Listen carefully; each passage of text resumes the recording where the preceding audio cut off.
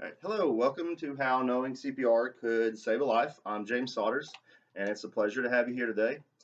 Have you ever been around a medical emergency? Have you or are you around children and the elderly? Lastly, would you feel helpless if someone near you stopped breathing? So, if you can answer yes to any of these questions, then you might be interested in learning about CPR.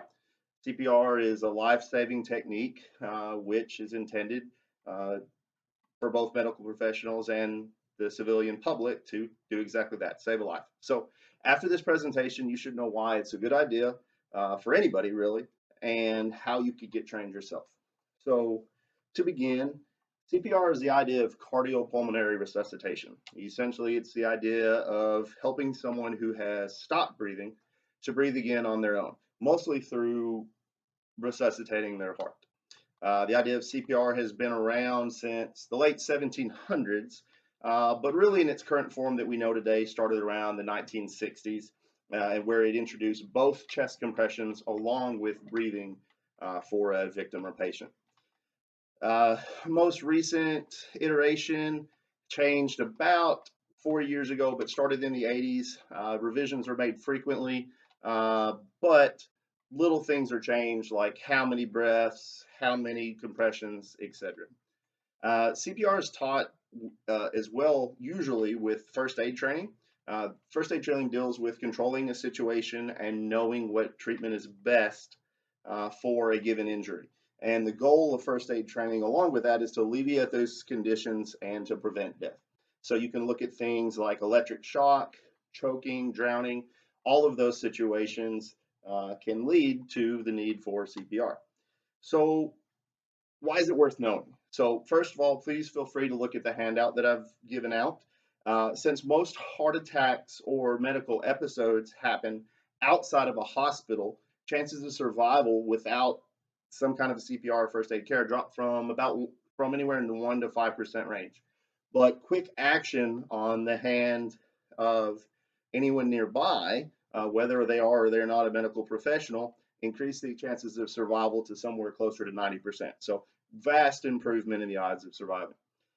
The American Heart Association says up to 200,000 lives could be saved in the United States alone each year by somebody having first aid and CPR training.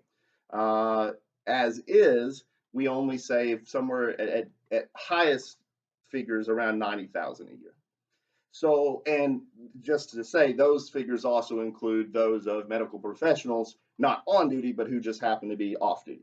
So only about 1 in 5 people in the U.S. are trained in CPR. When you think about it, how many people live in the United States, it's a pretty low number. Not even a fifth of us are trained to do something as important as potentially saving somebody else's life with something as simple as CPR. So let's take the time to consider an emergency happening to you. So if something happened to a loved one, or you were at a soccer game with your kids, or at the pool and someone was drowning, or stopped breathing because of a heat stroke or asthma attack or allergy or anything like that. So if you don't know CPR, A, are you prepared to live with the consequences? And B, what would it mean to you if you did know CPR and that happened to a friend or a family? I think most of us would step in and act. So I also want to mention a link at the bottom of the handout. It's from the American Red Cross, and what it talks about is that it is a link directly to their site, which allows you, if you work for a business, if you work at a school, or if you just want to get certified on your own, it lets you look up certified instructors and businesses in your area so you can get certification for you or for friends or your business, whoever. You also can get certification online. Personally, my experience, I would definitely recommend an in-person class. So maybe you're thinking, what's training like? Well, I can't certify you in a 10-minute presentation. I can tell you that it's a few hours of classwork on hand, uh, testing, experimenting, trying it out for yourself, as well as anywhere from about the cost is like $40 to $150. So let me tell you and let me show you what just a brief demonstration of what CPR looks like. So got my handy little test dummy here. Essentially, CPR comes to a couple of things. The most important technique is chest compressions. In the latest iteration, it says chest compressions is even really more important than giving breath. A lot of people are afraid of giving breaths due to blood exposure, contamination, illnesses, AIDS, things like that. But ultimately, just chest, something as simple as chest compressions like that can save a life. All right, so tell you a little bit about my history with CPR. First of all, my mother is a nurse practitioner. She has her own CPR and first aid business. She's done this for over 30 years, insisting that my siblings and I were certified. I got certified for the first time around 8, 9, something like that. And twice before my sister was 14, I had to do the Heimlich maneuver. She's a small girl, loves candy, was a kid, running around. And a couple times, candy got caught in her throat and she stopped breathing. I did CPR as a teenager on a cousin who almost drowned, knocked their head, fell in the lake, got it pulled out. I've also had to do it as a manager in my retail sales history. We had a kid in Christmas. It was like Black Friday situation. Really hot inside with all the heat blasting. Kid was bundled up in a coat.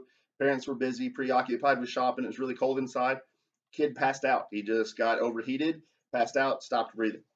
Um, and unfortunately, CPR doesn't always work. Sometimes you get there too late. Sometimes the damages or the injuries are too vast, and you have to be prepared for that as well. So, as an example, called to a neighbor's house. My uncle, this happened just a few months ago. Uncle was unresponsive. My mother went in, did CPR for 20, 30 minutes, and unfortunately didn't make it, and that happens.